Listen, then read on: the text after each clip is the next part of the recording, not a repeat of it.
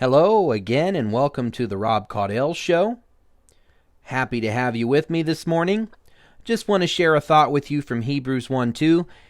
It says, and I'm not going to read the whole verse, but just some key phrases. In the last days, God has spoken to us in His Son, through whom also He made the world. What we see here is the Lord Jesus pre-existed creation. He's eternal like God the Father. He is an active agent in the creation of the world. If you go to the book of John, chapter 1, verse 3, it says, all things came into being through Him, and apart from Him, nothing came into being that has come into being. So Jesus is active in the creation, and He is powerful enough because He is all-powerful.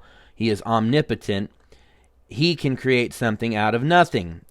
And that sets Him apart from us, obviously, as humans, and also from the rest of creation. Because that's something only God can do. Only God can create in that manner. If you could do creation that way, you would probably change all sorts of things in your life. Perhaps you would get a different home, you'd have a fancier car, you would probably work a different job or no job because you wouldn't need a job at all.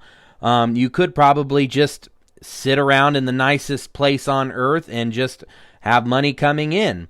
But that's not how God works. God doesn't give man, sinful man, and women this same ability to create the way He did. Now, obviously, we can do things because we do reflect His nature. We paint pictures, we build works of art, and then we also have the ability to create our own shelters. Not out of nothing, though. We have to use raw material. That's not something God needed.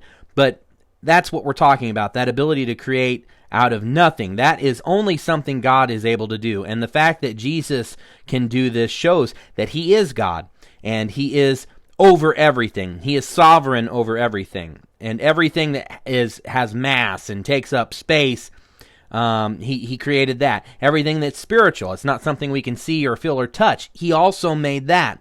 And though man is tainted with sin, originally it was made good. We see that in Genesis 1. Everything that God made was created good. And that's the fact of creation. It was created good, and one day it will be restored to the way it was in the beginning. In fact, even more so better.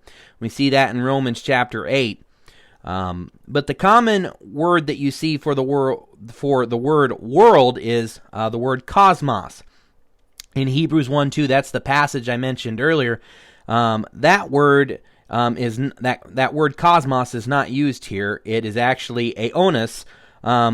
That does not refer to the material world, but to the ages. And that's something that we need to keep in mind that's really important. Jesus is not just making the world we see that we can touch and feel, but He's also active in creating time and space and other powers such as energy and other things. So this writer of Hebrews, he's not limiting Christ's ability in creation to just what you see in the earth, but he shows that Christ has made everything in the entire universe, and the fact of existence itself is a testimony to the Lord's creative power.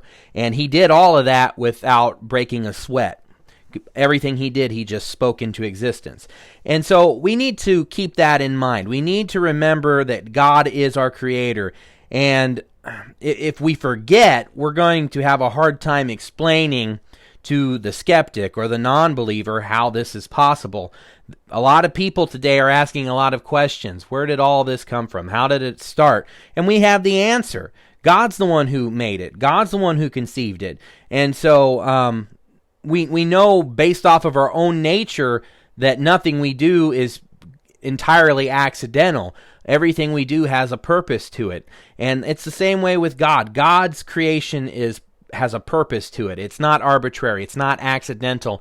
It's not arbitrary molecules turning into an intelligent life form to build houses and businesses and nations and all these things. This is something God placed within us because He exists and He made us in His image to be His image bearer, so we manifest those same attributes that He does. So just some things to think about. When it's time to pray, we need to thank the Lord for what He did in creation, what He's given us. It's so easy for us to forget and not think highly of that fact, just because it's just part of our life. But it's a blessing from God, and we need to be thankful for that, and we need to tell Him that.